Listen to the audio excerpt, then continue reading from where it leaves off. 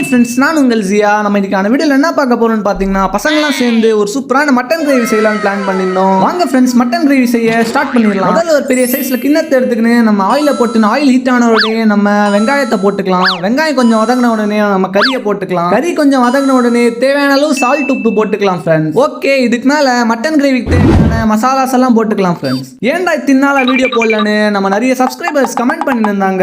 எதனாலன்னு பார்த்தீங்கன்னா, நான் போட்டுன்னு இருந்தேன், வியூஸும் சப்ஸ்கிரைபர்ஸும் கெயின் ஆகிறதே ஸ்டாப் ஆகிட்டு இருந்துச்சு. அதனால தான் இனிமேல் வியூஸ் போகோ இல்லையோ கண்டினியூ வீடியோ வரும். ஓகே, வாங்க நம்ம சமைச்சாச்சு. வாங்க நம்ம வாழையில விரிச்சிட்டு அதுக்கு மேலே தண்ணியை போட்டுன்னு மட்டன் கிரேவியை போட்டுக்கலாம். ஓகே, இந்த மட்டன் கிரேவி பார்க்கறதுக்கு வாயில் எச்ச ஊறுது.